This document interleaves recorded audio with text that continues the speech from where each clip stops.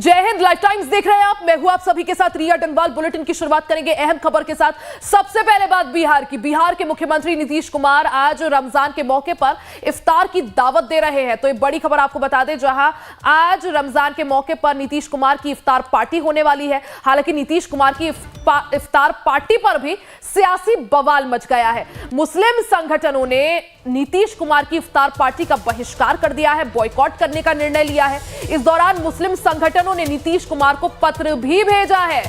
तो इफ्तार पार्टी को लेकर जमकर बवाल यहां पर हो रहा है। वक्फ संशोधन विधेयक के लिए जेडीयू को जिम्मेदार ठहराया है, यानी यही वजह है जिस वजह से जो मुस्लिम संगठन है उन्होंने इफ्तार पार्टी से किनारा किया है।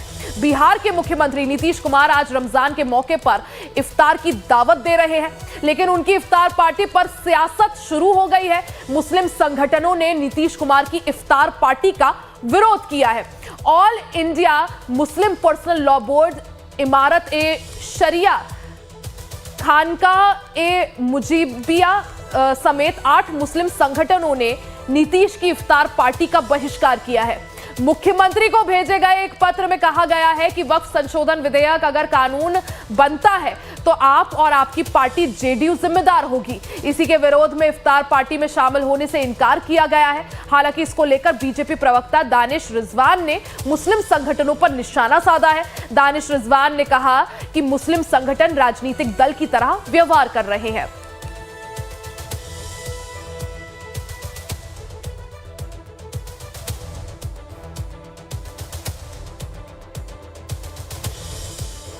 तो जिस तरह से आज सीएम नीतीश कुमार ने इफ्तार की दावत रखी है, हालांकि सीएम नीतीश कुमार हर साल इफ्तार की दावत जरूर रखते हैं, लेकिन अब की बार क्योंकि बिहार के लिए चुनावी साल भी है, लेकिन जो मुस्लिम संगठन है, कई मुस्लिम संगठनों ने नीतीश कुमार की इफ्तार पार्टी से किनारा कर लिया है। साथ ही नीतीश कुमार को पत्र भी लिखा है जिसमें उन पर ये कहा गया है कि अगर वक्फ संशोधन विधेयक जो है वो कानून बनता है तो उसके लिए जेडीयू जिम्मेदार होगी, क्योंकि जेडीयू ने समर्थन दिया है।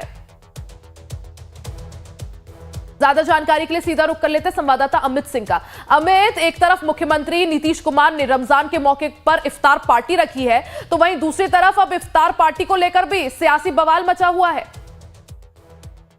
बिल्कुल रिया, देखिए ये पहली बार है जब मुख्यमंत्री नीतीश कुमार ने इफ्तार पार्टी का आयोजन किया हो और मुस्लिम संगठनों ने मनाही कर दी हो, बहिष्कार कर दिया हो। ये पहली बार है जबकि मुख्यमंत्री नीतीश कुमार हमेशा जब इफ्तार पार्टी करते हैं तो उसमें तमाम मुस्लिम संगठन, भले ही बीजेपी के साथ मुख्यमंत्री नीतीश कुमार सरकार चला रहे हो 2005 से, लेकिन ये पहला मौका है जब मुस्लिम संगठनों एक बार में, चाहे वो इमारत सरिया हो, खानकाह मुजीबिया हो, सब लोगों ने पत्र लिखकर एक तरीके से इसका बहिष्कार कर दिया है। और कारण ये बताया जा रहा है कि आप मुस्लिमों के हिमायती कहते तो रहे खुद को, आप मानते रहे और आपके साथ मुसलमान भी खड़े रहे, लेकिन जब वक्फ बोर्ड संशोधन बिल में समर्थन और उसके दूर रहने की बात कहेगी तो आपने बीजेपी के और एनडीए के इस संशोधन बिल को जो है समर्थन किया। तो कहीं ना कहीं आप, लगता है कि मुसलमानों का वोट तो आप लेते हैं लेकिन मुसलमानों के हिमायती आप बनकर नहीं है। तो शायद यही कारण है कि हम आपके इस दावत इफ्तार में नहीं जाएंगे। तो तमाम जो इमारत सरिया और तमाम जो मुस्लिम संगठन है, जो न सिर्फ बिहार बल्कि समूचे देश भर में, इसमें नीतीश कुमार के अलावा चिराग पासवान जो भी सहयोगी पार्टी है बीजेपी की, उन सबको एक तरीके से फरमान जारी कर दिया है। तो महत्वपूर्ण ये है कि मुख्यमंत्री नीतीश कुमार का आज शाम में दावत इफ्तार था जिसमें तमाम मुस्लिम संगठनों को इनवाइट किया गया था, लेकिन इस बीच में मुस्लिम संगठनों ने पत्र लिखकर मुख्यमंत्री नीतीश कुमार के इस दावत इफ्तार का बहिष्कार कर दिया है। तो एक बड़ी खबर है और ये कह सकते हैं रिया कि जिस तरीके से बिहार में चुनाव है और उससे पहले इस तरीके से इफ्तार का बहिष्कार करके एक तरीके से मुस्लिम संगठनों ने अपनी जो मंशा है वो जाहिर कर दी। और जेडीयू के लिए बड़ा टेंशन वाली बात है, एनडीए के लिए बहुत चिंता का विषय है। बिल्कुल, क्योंकि बिल्कुल अमित, जिस तरह से अगर देखा जाए जो मुस्लिम संगठन है उन्होंने इफ्तार पार्टी का, जो कि नीतीश कुमार द्वारा आयोजित कराई जा रही है, उसका विरोध करने के संकेत दे दिए हैं और बॉयकॉट करने की भी बात सामने आई है। लेकिन इसका चुनाव में क्या असर पड़ता है, क्योंकि जिस तरह से जेडीयू ने वक्फ संशोधन विधेयक को अपना समर्थन दिया है, इसका असल मायनों में ग्राउंड पर क्या इफेक्ट देखने को मिलता है वो देखना जरूरी होगा। अमित, बहुत बहुत शुक्रिया जानकारी के लिए।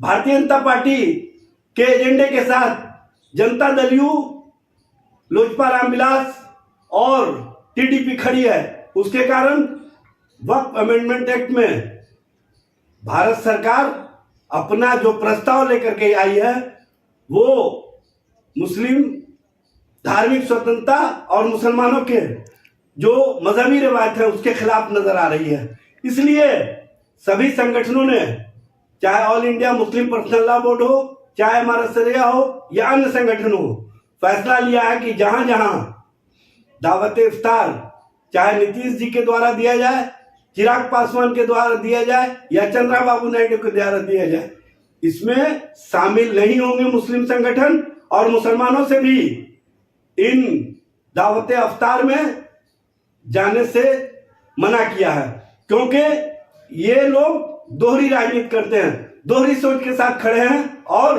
भारत के संविधान और संवैधानिक व्यवस्था के खिलाफ जो धार्मिक स्वतंत्रता मिली हुई है, जो धार्मिक आजादी मिली हुई है, उसको केंद्र सरकार कहीं ना कहीं ध्वस्त करना चाहती है।